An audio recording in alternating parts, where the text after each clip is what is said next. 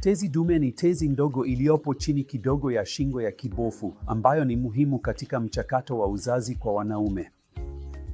Lakini tunavyozidi kuzeeka, magonjwa fulani yanaweza kutokea kwenye tezi hii, na magonjwa mawili makuu yanayoathiri tezi hii ni na saratani ya tezi dume.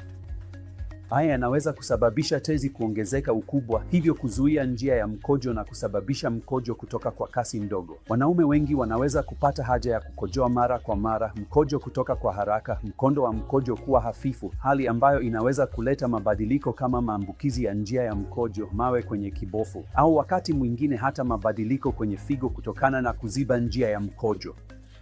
Kwa wanaume wenye matatizo yanayohusiana na saratani, haya yanaweza kujitokeza bila dalili zozote kabisa, hivyo kugunduliwa tu wakati wa uchunguzi wa kawaida. Lakini pia yanaweza kujitokeza na dalili zote za kawaida za mabadiliko ya tezi dume yanayohusiana na umri.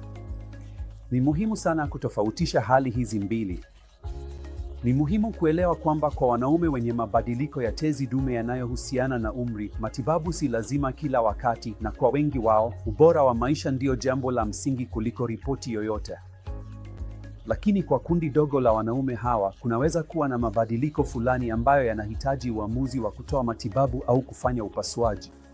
Lakini kwa upande mwingine, kwa wanaume wenye saratani ya tezi dume, bila kujali kama dalili zipo au la, wengi wao watahitaji matibabu, na matibabu hayo yatategemea mambo matatu makuu: aina ya saratani iliyopo, yaani histolojia halisi, kasi ambayo saratani inakuwa, inayoitwa kiwango grade, na kiwango ambacho saratani imeenea, kinachoitwa hatua hastage. Mambo haya matatu huzingatiwa ili kupanga matibabu ambayo yanaweza kujumuisha upasuaji, mionzi, tiba ya homoni au matibabu mengine maalum ya kushughulikia saratani.